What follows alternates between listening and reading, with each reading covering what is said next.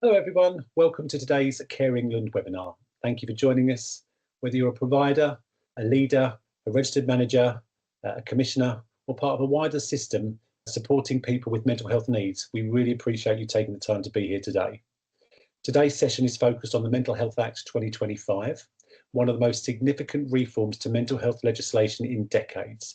And crucially, we're going to hopefully take you through what it means in practice for adult social care today. So with royal assent granted in December 2025 and phased implementation now beginning, many of you are probably already asking some very practical questions, such as what does this mean for changes for services operating within the community? What does it mean for providers supporting those with complex mental health needs or learning disabilities and autism, for example? And what should organisations be doing and how should they prepare even while much of the detail is still emerging? So at Care England, we are particularly concerned with how major policy reforms land at the front line, how they affect you guys on a day-to-day basis, in real services with real people, and in systems already under considerable pressure. So this session really today is about helping you to make sense of what is changing, what is likely to come next, and how you can start to think strategically about preparedness, workforce capability, governance, and collaboration with mental health partners. And we're really pleased to be joined today by Anita Rao, partner at Hempsons LLP, who's been closely involved in supporting providers across the mental health and social care sector within the legal and operational implications of the Mental Health Act reforms. Anita's going to give us a clear overview of what the Act is designed to achieve, where the most significant implications are for social care providers, where they lie, and where providers should focus their attention on as implementation really unfolds over the coming years. Anita, before we dive in, would you mind briefly introducing yourself and your work and perhaps a little about the type of providers and services you support? Of course, thanks so much, Richard. I am Anita Rao and I work in what we call the advisory team, which probably doesn't mean a huge amount, I'm sure, to many of your clients, but what we deal with are issues to do with vulnerable service users, whether they be children, whether they be adults, and we support organisations across the range of health and social care providers, particularly domiciliary care providers, big residential homes, small residential homes, mum and pop institutions, that full range of providers. And our mission within the advisory team is to try and make law accessible for all of you. And I know particularly with this webinar today, the Mental Health Act can seem like a very daunting thing. So what we're looking to do is really break it down and reassure you that there's nothing to be afraid of in its implementation and to give you some food for thought in how to do that going forward. That's fantastic. Thank you, Anita. And I think it's great that you cover the whole of social care. So you've got lots of perspective on this. So I think now we need to set the scene for everyone who's joined us today. Could you start by giving us a high-level overview of what the Mental Health Act 2025 is trying to achieve and why the reform is seen as such a significant moment for the sector? Absolutely. I think the short answer is it brings the framework of mental health law up to date. And many of you will remember 1983 when the Mental Health Act was first passed. And from that time, there haven't really been that many changes to it. There were some minor amendments made to the Act in 2007, but from even around 2017, people realised that the way that we approach mental health and the perspective we had in 1983 was no longer fit for purpose. It didn't reflect contemporary societal values. It didn't reflect how we approach issues of mental capacity. And quite frankly, it didn't approach how we approach patient care and care of service users, even those with disabilities, which has been a development over the last 30 to 40 years. So what this Act, which received royal assent, as you say, in December, has finally sought to do is to bring it into line with what we would expect an Act that treats people with respect, empowers them, and gives them a proper voice in their own care and treatment, what we would expect that to look like.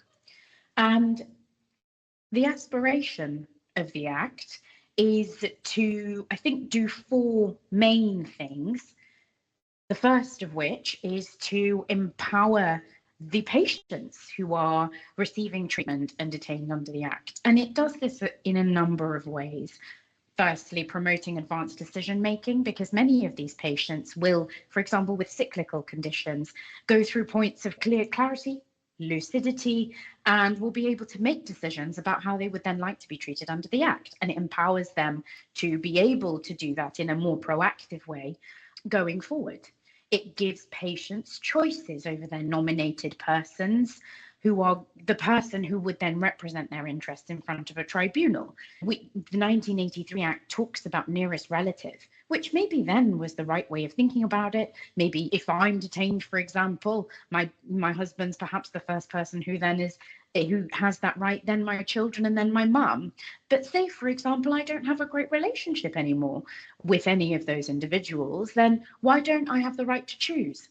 And this Act respects exactly that and looks to give that person who's nominated an expansion of their powers and an expansion of the range of decisions that clinicians need to consult them on. So they're really much more integral to the process, and they're chosen by the patient. And finally, there's a widening of the role of independent mental health advocacy, which is going to have significant consequences, I'm sure, for a number of the providers as they have to assist in accessing that. But again, it's all about empowering the patient. The second major shift is about improving access to the tribunals and its procedures in terms of giving patients access. It will be more frequent, and the tribunal's powers are greater in a number of ways I won't go into right now, but which again is about ensuring regular and effective review of care packages and making sure that where things aren't going to plan, the tribunals are able to scrutinise care and treatment plans and hold public bodies to account where they're not being provided perhaps as they were intended to be. That third shift is moving treatment from a mostly hospital base to community base. Hospital will now then be reserved for what they call the most serious cases, and a huge range of other patients, particularly those with learning disabilities and autism, who we've seen in the news. There's been a long history of them being detained as a result simply of those conditions. Their care is to be, when this plan is fully implemented, moved into the community, even in more complex cases. And that's a major shift in the Act and how it treats conditions by making that shift. The last major shift, I think, is it really advocates a more principled approach. It's not that the approach to date has been unprincipled, but rather that it sets out 4 key principles that should be borne in mind by everyone who are making decisions under that Act. And those are choice and autonomy, least restriction, therapeutic benefit, and seeing the person as an individual. Some of you will probably recognise some of these themes from key principles of the Mental Capacity Act, but fundamentally what it is all about is giving a clear structure to decision making under the Mental Health Act in a way that mirrors how we, if we were ever detained under the Act, would like to be treated, which is having the opportunity to have a voice and having only measures that are to our therapeutic benefit, least restrictive, and treating us as individuals. Thanks, Anita. That's really, really helpful. It's a helpful way of setting out both the ambition behind the reforms and the scale of what's changed since 1983. That was such a long time ago, and really helpful to understand the variability of conditions, because people are not always stable. People do have variable conditions. So it's great that the Act picks that up. And hospital to community is very much now, because it's part of the NHS 10-year plan. These are things we need to think about. I think the themes you outlined around people being seen as individuals, empowerment, least restriction, and stronger focus on rights, choice and autonomy will clearly resonate with the direction of travel that many providers are already trying to work towards. This is what we've been trying to do. So at the same time, as you say, the real test will be how these principles translate into practice in a pressured, complex system, of which is certainly from our perspective, adult social care. So bringing this into the real world of adult social care, what do you see as the most important ways the Act will affect providers who are supporting people in the community? Absolutely. And I think there are 3 general themes that really emerge from the Act. And in a nutshell, they are, firstly, I think there's going to be a greater complexity of need in the community. So patients with more complex mental health needs will be cared for in the community, which then changes perhaps the user base who are using the services or providers to date. The second major shift, I think, will probably there's going to need to be a much greater depth and strength of inter-provider and inter-organizational working.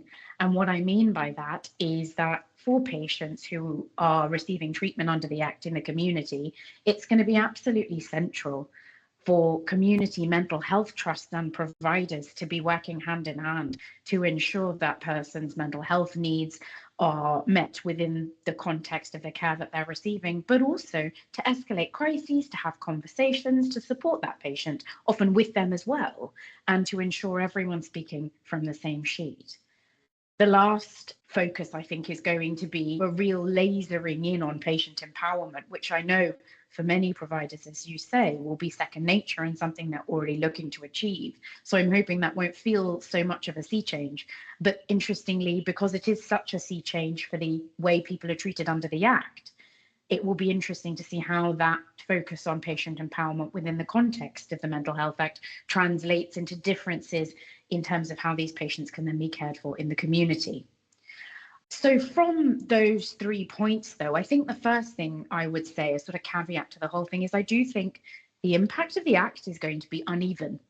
And so I think that for some providers, for example, perhaps someone who runs a retirement village with persons who don't have any needs under the Mental Health Act, there's no prospect perhaps of them being detained, and they're more attending to a supported living, facilitated living environment, they're likely, I think, to be less affected than some providers who are caring for, say, complex children and young people with diagnoses of learning disability and autism, and also complex adults with that same diagnosis, where perhaps they have behaviours that challenge, but concurrent complex mental health needs that bring them within the scope of the Act.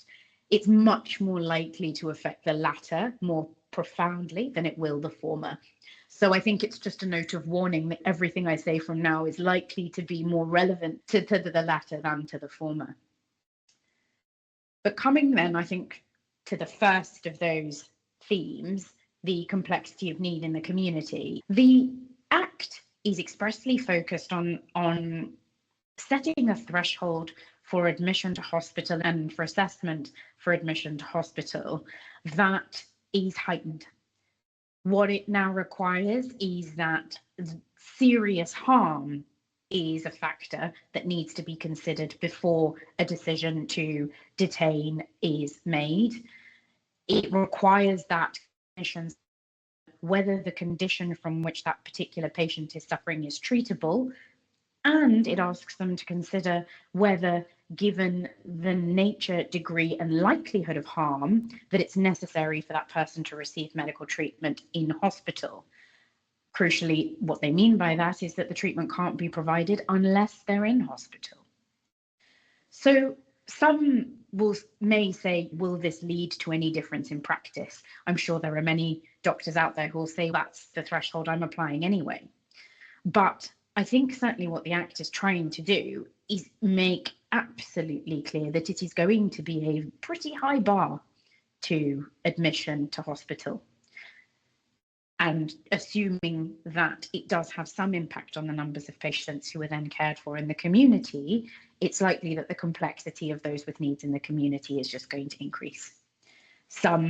It may include some people who, for example, have non-treatable mental health conditions, for example, or whose conditions are treatable in the community with sufficiently intensive resourcing. I think from a provider perspective, the key thing there is to bear in mind that where you're working with these groups already, it's likely that instead of having more individuals with simpler needs, as it were, although I appreciate it's difficult to describe anyone in that way, but the complexity of the need that you will be facing on a day-to-day basis is likely to be much higher.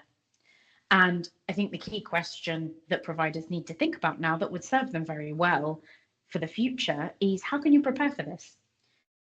Many of these provisions of the Act are happily not being brought into force now, but that is very much because the resourcing that is going to be required on a number of fronts both from ICBs in terms of commissioning, from local authorities in terms of commissioning, from providers in terms of being able to ascertain where they fit into this overall framework of provision. It's going to be intensive. And the ambition of bringing every individual who has learning disabilities and autism out of treatment into hospital, given the levels of current diagnosis, it's a very laudable aim, but one that is going to take an even greater level of resource in the future. So from a provider perspective, I think there's going to be a few points that it would be useful for them to start thinking about now to prepare them for the world in which these resource decisions are going to be made. Firstly, are you one of the providers who are going to be most affected by this? Do you want to move into that sector? Is the acuity of need that you're already seeing in the community reflective of what I'm describing, or is there likely to be a change in the presentation of the people that you're working with? How can you think about preparing for that? 3 examples that came to my mind were, can you work out which of those services you're providing are going to be most affected by this change, and how? If you don't already have a working relationship with your community mental health trusts and know where your Section 136 suites are, know where your places of safety are, can you do that? Can you start building those relationships now? And the last point that came to mind was, do your staff need a bit more training? We all know that training is one of those things that takes time to embed, takes time for what you've learned to become practice. Do they need more qualifications to support that training? And can that be incorporated in your training programs then over the next few years? Because the advantage here is this isn't happening tomorrow. The impact on the social care sector is likely to be seen down the line. So it's about thinking about how we can prepare now, very practical steps and measures. That's incredibly helpful, Anita. And I think certainly when you talk about the training, I can hear lots of providers taking that sharp intake of breath, because I know we've had the Oliver McGowan training, we've got a lot of training. There's a lot of parts of the sector wanting to really push training on us at the moment, and it's a huge issue because it's a huge investment in taking the workforce out of work to backfill and to do. But you're absolutely right, there's going to be some training, and I think kind of what will resonate with many providers listening is that sense of uneven impact, and for parts of the sector already supporting people with complex needs in community settings, it doesn't feel like a distinct policy shift. It feels more like an intensification of pressures that are already being felt day to day. And I think the point you made around, you labelled it theme 1, complexity of need, about relationships with community mental health teams, workforce capability, and being honest with services that are most likely to be effective, is particularly important, because that's one of the challenges we have around integrated systems and systems working together. It really does reinforce that this isn't something providers can wait to react to. Once the full timetable is confirmed, it's even just starting to have those internal conversations now about skills and partnerships and readiness, really likely to make the difference, so that when the changes come into force, they're already prepared. And I know you touched on the fact that there are some other shifts in the Act that are much closer to things providers are already doing day to day. The second theme I think you said were about organisations, providers working closer together. And the third theme, I believe, is around advanced decisions. So I just wonder whether you could maybe talk us through some of those, please, and give us some ways in which they're going to impact providers. Absolutely. And I think you rightly pick up on the fact that I think that is very much picking up on what providers are already doing and just putting a little bit of a different lens on it. Because it seems that when these legislative changes come, if they're a surprise for providers, it doesn't help anyone, least of all the staff that have to work with complex service users against this very highly pressured background in any event.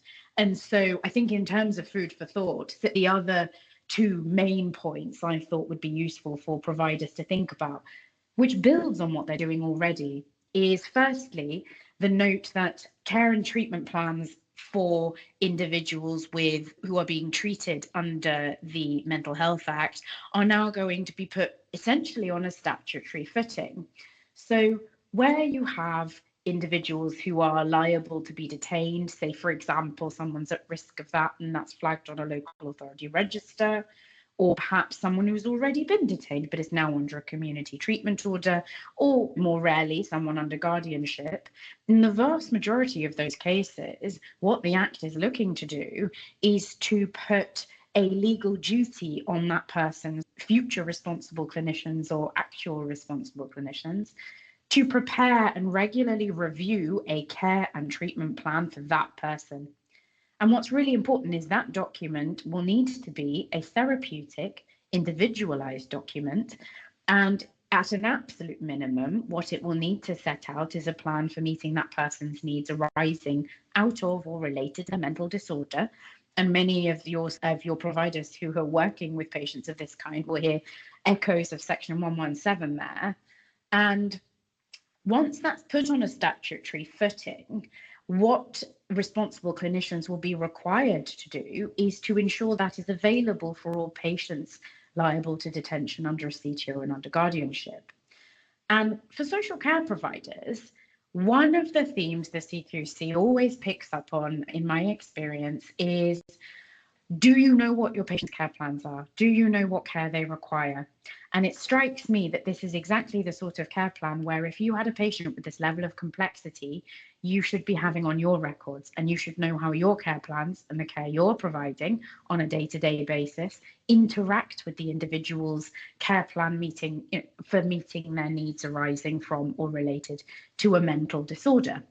So I think that is a really important point that it would be good to bear in mind now, because if your staff get used to asking once they see someone, or maybe actually you might be subject to the act, get used to thinking and asking for that care plan. It will become second nature by the time this provision is implemented, and it will benefit them because it won't feel like a surprise all of a sudden, and will benefit the individuals as well who are receiving that care by showing that the provider is able to pull together all those various different aspects of their care and provide a unified care package, which is at the end of the day something that the CQC is very hot on and likes to look for. It's a bonus for everyone, I think, to start thinking about that now, and really just picks up on a theme I'm sure many are already picking up on in their preparedness work for inspection. The other sort of, again, picking up on a similar sort of thing in recent years for the CQC has also been about planning for the future. And that can be, for some people, end of life planning, but for other people, it could be about planning to take your next steps towards adulthood. So, for example, someone learning a particular skill or taking on a part-time job, because that's as much their future as someone toward the end of their life. But where you're thinking about those issues with a patient, what I would suggest is think about advanced decisions. Think about whether or not that patient is the sort of patient who might want to make an advanced decision about their care and treatment. And your providers will be aware, advanced decisions aren't new. They've been around for a very long time, but I think they've been relatively underutilized.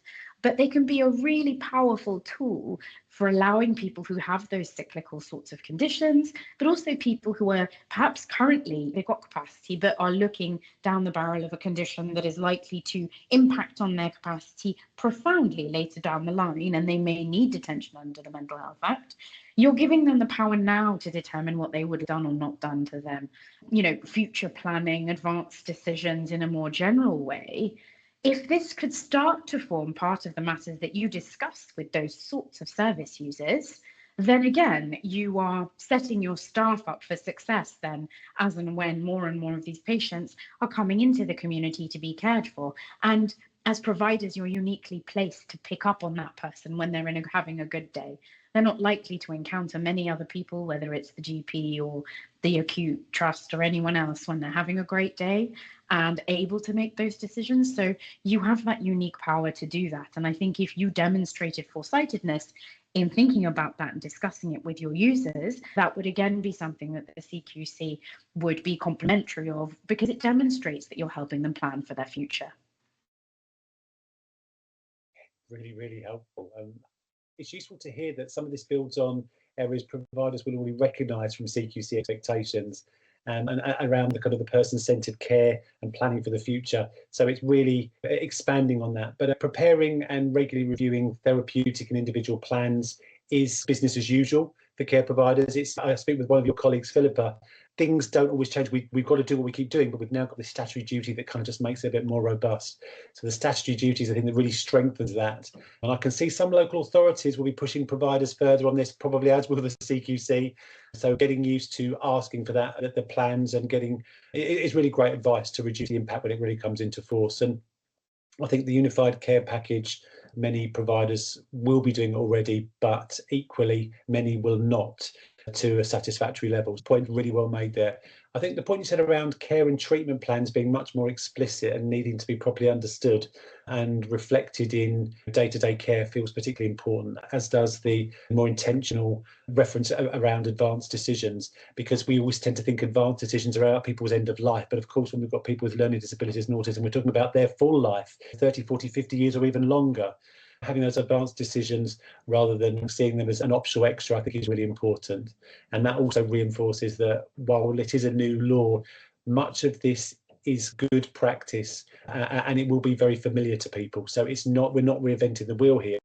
We're just seeing a reinforcement of kind of what many are already aware of and doing. But it will need to be done more consistently and more confidently across services. I think that's come across clearly. That statutory duty again just raises the profile.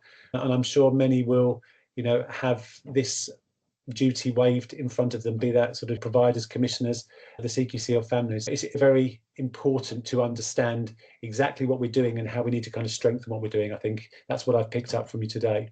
So another question I do have for you is that if you were speaking directly to a registered manager, a provider, a CEO listening today, what should they be most aware of over the next 12 to 24 months? And where should they be focusing their attention to be in the strongest and best possible position? That's a great question. I think the first thing I would say is don't panic. The provisions that are coming into force later this month are very niche and are very unlikely to affect the social care sector. And we don't have a timescale for implementation for the rest of the Act. Some conversations within the industry are suggesting that it will happen over the next 10 years. But as I say, it's very resource dependent.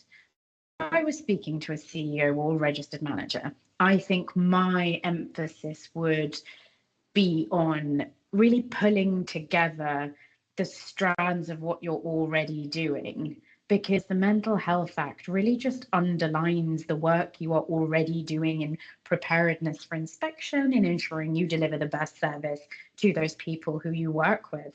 And having a sort of antenna up to try and recognize where you see a patient who might have been detained, who might have been owed a 117 duty, who you think who might in the future need intervention under the Mental Health Act. I appreciate that as social care providers, you have a huge number of roles already, and I don't mean to impose any more on that, but you as a staff on the ground will know when you've got someone in front of you who you think, oh, actually, I think that person might be having a bit of a crisis or is on a road to that. And so if you can have an antenna up to that person, build those relationships locally and start to think about their needs in a more holistic way and bring those other relationships from local commissioners, local acute trusts, local community bodies. If you can start those together now, when the Act comes in, it will be business as usual for you to be thinking about it. But I think I'm very conscious that this is a longer term view. And so the other thing I think I would say is just to come back to what I said initially, which is don't panic. If you can't do that this year, that's okay. It's about starting to think about it so that over the next 5 to 10 years, as and when we know more about when this will be brought into place, you're already doing the things that you would aspire to do now. And then the Act simply solidifies it with a legislative backing. That's all. It won't change how you do those things. But I feel it's always good when you have the advantage of time to use it so that you can manage all those pressures in a way that's sustainable for you and your staff. Again, incredibly helpful. Don't panic. I take that one away. I like that. I think sort of Stephen Covey says, start with the end in mind. So knowing what is required, then starting to build toward what do I need to build on feels like really good advice. And it's really reassuring for providers to hear that the immediate changes coming into force aren't ones that will land directly on social care overnight. And at the same time, the direction of travel you've outlined is clear, and it gives providers some much needed thinking space around what's ahead and how that's going to impact workforce partnerships and community-based support. And we'll need to evolve over time, but it's not instantly. It's not day one, we've got to implement, we've got to do this over. It's a journey, not a destination that we've got to get to. and where we just really need to build on what we already do. I think that message comes through really clearly is don't panic. You're probably doing a lot of this. You probably just need to build on it a little bit. So it's been incredibly helpful. Thank you very much. Not at all. It's been a pleasure to be here. Thank you again for sharing your expertise and practical insights with us today. And thank you to everyone who has joined us. We hope today's session has been useful in helping you to think about what the Mental Health Act reforms mean for your organisation and the people that you support. We will be sharing follow-up resources after the session. We encourage you to stay connected with Care England as we continue to work through these implications. And we want to thank you again for joining us today. We'll make sure that Anita's contact details are in the notes accompanying the video. Thank you very much for your time today. Bye-bye.